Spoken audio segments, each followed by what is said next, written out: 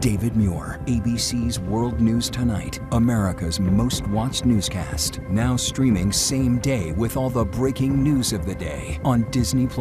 Most watched, most trusted. Now on Disney+ every night. Tonight, the breaking news as we come on the air involving First Lady Melania Trump. Late today, the First Lady coming before the cameras at the White House to make a statement, denying ties to Jeffrey Epstein, saying Epstein did not introduce her to the president, and saying Epstein's victims should still have the right to testify before Congress if they choose. You will hear from the First Lady directly. And why now? We'll go live to Mary Bruce at the White House. President Trump, meanwhile, in this shaky ceasefire with Iran now being tested tonight. Only 3 known ships passing through the Strait of Hormuz. Iran's demands tonight involving Israel. But a source is now telling ABC News what President Trump told Israeli Prime Minister Benjamin Netanyahu. We'll go live to Ian Pannell. The other news tonight, a major turn, the search for a missing American wife and mother. Her husband saying she fell out of the boat and was swept away. Tonight, he's now under arrest and what we've learned. Tonight, the verdict. The husband and doctor accused of trying to kill his wife on a hiking cliff, trying to inject her with a syringe, what the jury decided, and the scene in that courtroom. Tonight, the ISIS-inspired gunman entering that class of ROTC cadets opening fire, and now we hear from the cadets who took him down during that attack. And the instructor, an Army helicopter pilot, and his bravery in those moments before he lost his life. The harrowing call to 911 tonight, a woman trapped inside her vehicle sinking. I'm in the lake, I'm gonna drown, I don't know how to swim. Authorities racing to the scene. Tonight, the countdown to splashdown, the astronauts on Artemis II returning, facing one of the most dangerous moments yet, re-entering the Earth's atmosphere. Tonight, what will happen to the capsule, the parachutes, the heat the capsule will face, and then the team waiting in the ocean off California for their homecoming. In New York City, a former police sergeant who threw a cooler at a suspect who then crashed on a scooter dying, that sergeant sentenced tonight. This evening, growing calls for a school board member to step down after telling a female student at a board meeting she was hot. God, you're hot. What that board member is now saying tonight. And a Jeopardy contestant looking to keep his streak alive tonight. The history he has already made, his story, right here tonight. From ABC News World Headquarters in New York, this is World News Tonight with David Muir. Good evening. We begin tonight here with the breaking news. First Lady Melania Trump, the First Lady, coming before the cameras at the White House this afternoon to make a statement denying any ties to Jeffrey Epstein, saying Epstein did not introduce her to the president. And the First Lady saying Epstein's victims still have the right to testify before Congress if they choose, that they should be heard. The First Lady insisting she had, quote, never been friends with Epstein and was never a victim of Epstein's. And what she's now saying about emails she exchanged with Epstein's convicted accomplice, Ghislaine Maxwell. Those emails released in the Epstein files.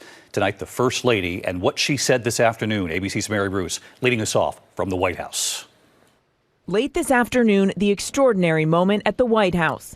Good afternoon. First Lady Melania Trump coming before the cameras to deny she had any relationship with sex offender Jeffrey Epstein, accusing unnamed people of, quote, looking to cause damage to her good name. The lies linking me with the disgraceful Jeffrey Epstein need to end today.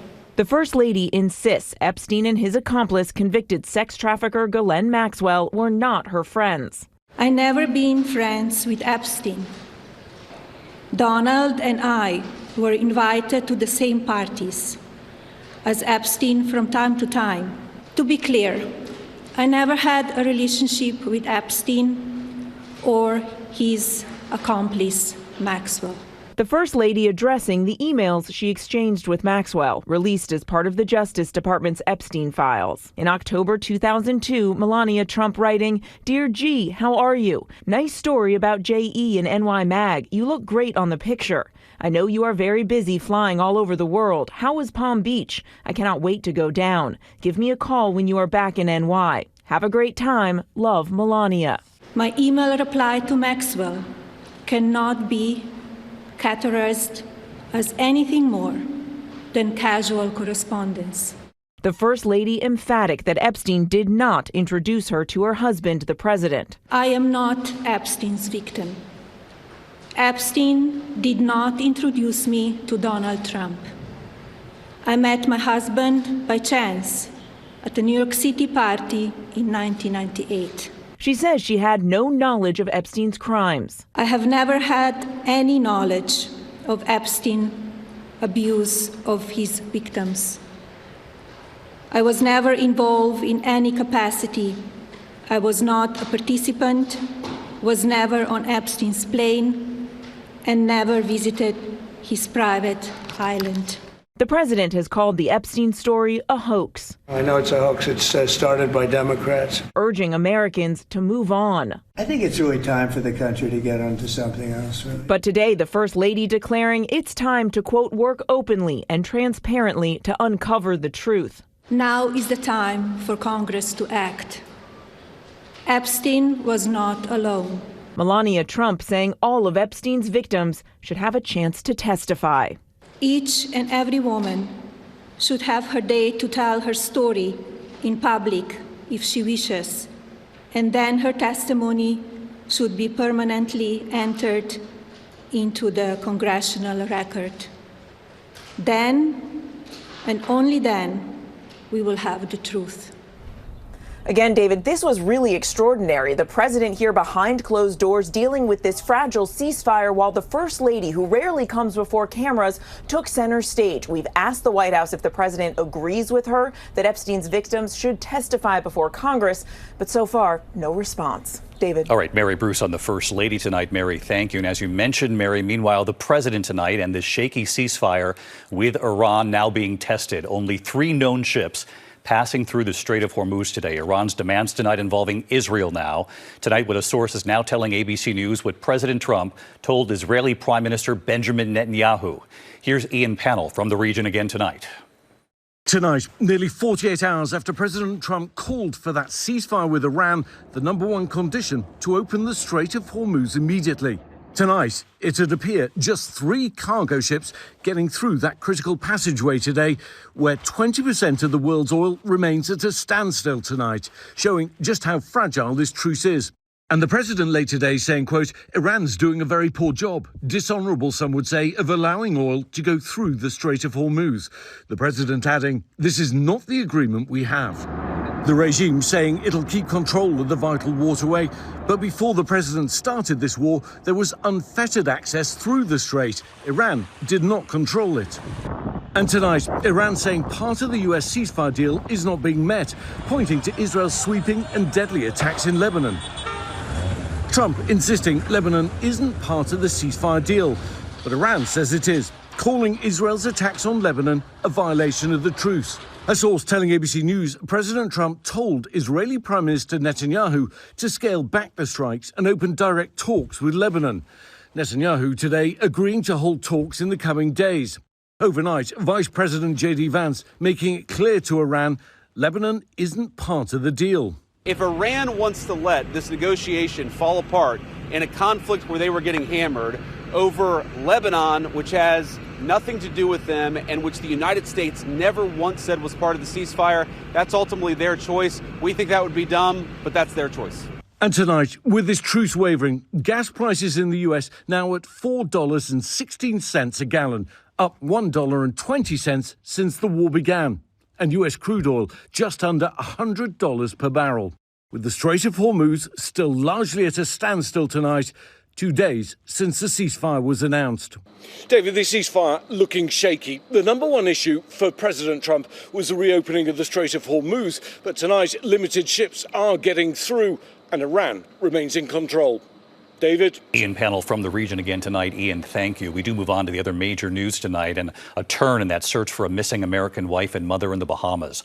Her husband saying she fell out of that boat and was swept away. Tonight, that husband is now under arrest and what we've learned. Victor Akendo from the Bahamas. Tonight, the husband of Lynette Hooker, the 55-year-old American mother who went missing in the Bahamas, now under arrest and in police custody. Authorities saying overnight, Brian Hooker is being questioned in connection with his wife's disappearance. Brian has not been charged. It comes just hours after he posted a statement online saying in part, I am heartbroken over the recent boat accident that caused my beloved Lynette to fall from our small dinghy. Brian told police the couple, together for more than 20 years, was returning to their sailboat on Saturday evening from Elbow Key when their 8.5-foot dinghy encountered poor weather. Brian says Lynette fell overboard along with the boat's key, swept away in the current.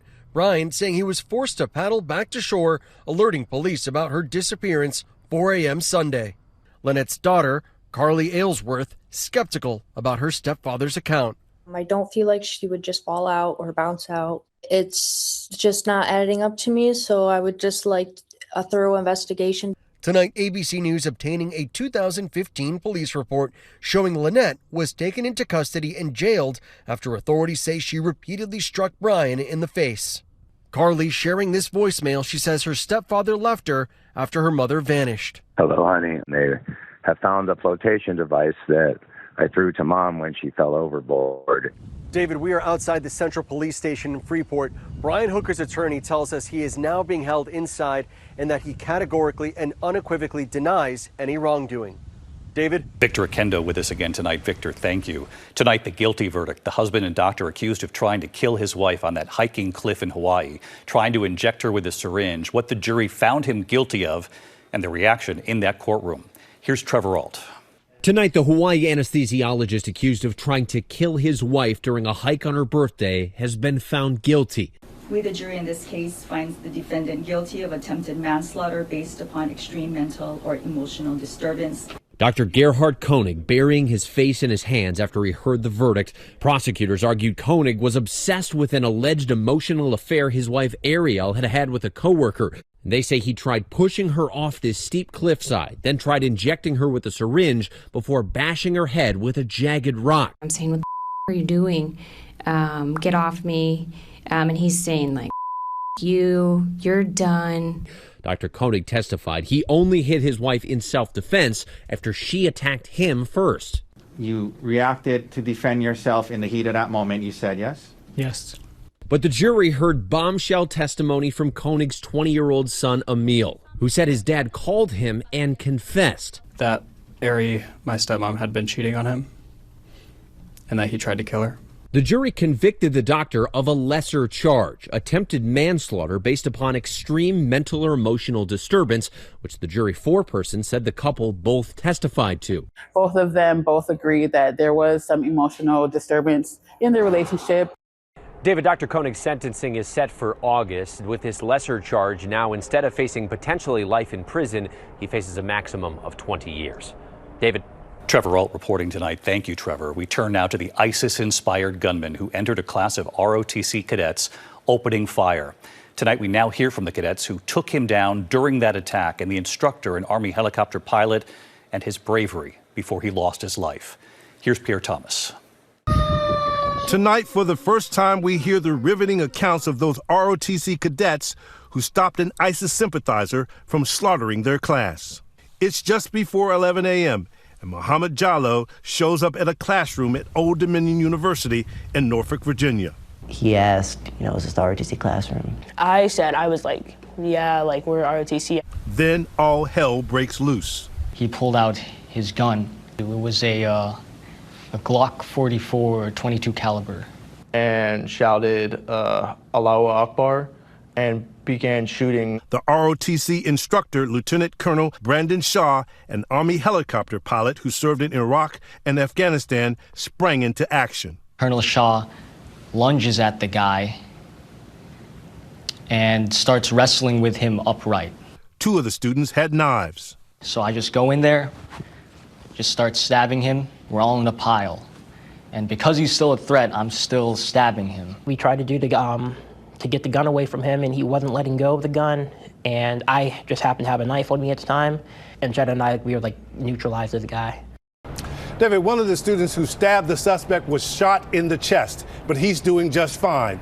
Colonel Shaw, who was also shot, died. David, he was awarded the Purple Heart in death. Pierre Thomas with us tonight. Thank you, Pierre.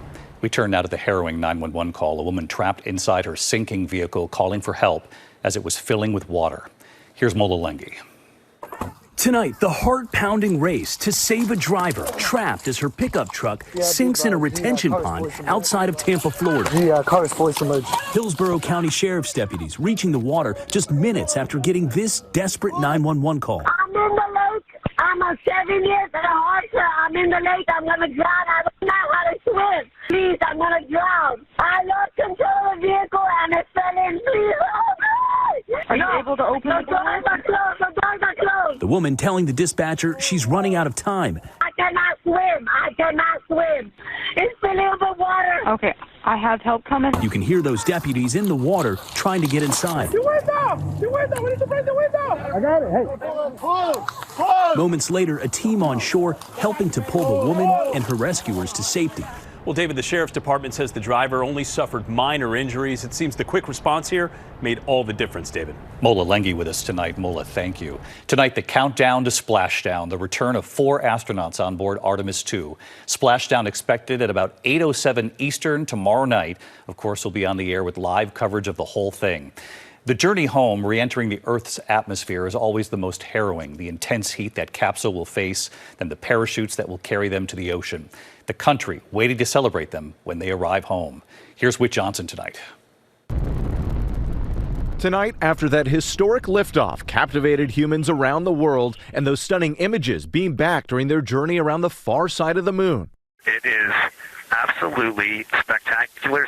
The 4 Artemis astronauts are on track to splash down off the coast of Southern California tomorrow night around 8 p.m. Eastern Time. Overnight, as they begin their journey back, pilot Victor Glover on the final hurdle to get home. And one of the first press conferences we were asked, what are we looking forward to? And I said splashdown, and it's kind of humorous, but it's literal as well, that we have to get back. Those astronauts all know what now comes as one of the most dangerous parts of spaceflight. Before they reach the Earth's atmosphere, first the Orion spacecraft will separate from the module that's been powering it, revealing Orion's all-important heat shield that will protect the astronauts from the 5,000-degree heat that will be generated as Orion enters Earth's atmosphere at about 24,000 miles per hour. The intense heat will knock out all contact with mission control for about 6 minutes. Then 2 sets of parachutes will deploy, ultimately slowing the spacecraft to about 20 miles per hour. And then about 13 minutes after re-entering the atmosphere and after traveling about 695,000 miles, the splashdown in the Pacific off Southern California. Right away, the recovery team waiting in the water will race to the capsule and bring the astronauts to a nearby ship, the USS John P. Murtha, which has already traveled out to sea. Teams on board have been running drills preparing, led by Lieutenant Commander Jesse Wang, a doctor. We do expect them to have some symptoms for being in space for 10 days, most commonly nausea, a little bit of vertigo or disequilibrium, as well as just being dehydrated, tired.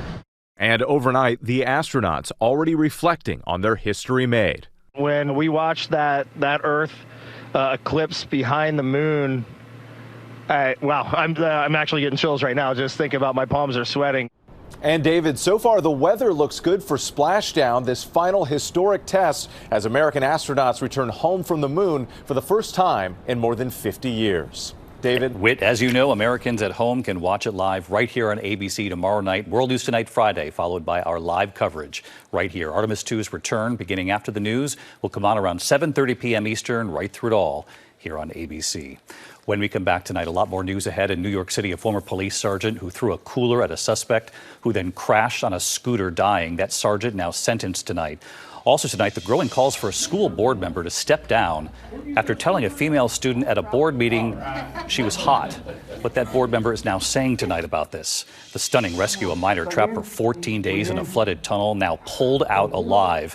And America Strong tonight, the Jeopardy contestant looking to keep his streak alive, the history he's already made, and what he's hoping to do tonight. His story in a moment. Tonight, a former New York City police sergeant who threw a cooler at a fleeing suspect, that suspect crashing his scooter and dying. The former sergeant now sentenced to 3 to 9 years in prison. Eric Duran's attorney tonight saying he will appeal. Tonight, a school board member in northern Tennessee is facing calls to step down. Keith Irvin caught on a hot mic at a Washington County school board meeting, telling a female student she was hot. God, you're hot. You know that? Where do you go to school at? The board voting to censure Irvin. Tonight, he has apologized. He says his comments were taken out of context. When we come back here tonight, the minor trapped underground in a flooded tunnel for 14 days, pulled out alive, and you'll see it. And the Jeopardy contestant tonight looking to make history, what he's done already, in a moment.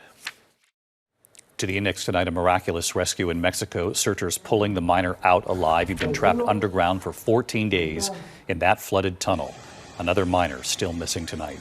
This evening, all eyes on Jeopardy contestant Jamie Ding, the Detroit native, going for 20 straight wins tonight, which would put him in 7th place on the all-time leaderboard. Host Ken Jennings, of course, is the all-time leader. When we come back tonight, the astronauts, of course, coming home, and the one image going viral tonight. You'll see it in a moment. Tonight, the astronauts on their way home will carry it live tomorrow night. In this sweet image, Mom Christina Turtle in Orlando capturing her sons watching Artemis II launch. Samuel and Joseph now waiting for them to come home. And so are we. I'll see you tomorrow. Good night. David Muir, the most trusted anchor in America, the most watched anchor in America. Thank you for making World News Tonight with David Muir the #1 newscast in America.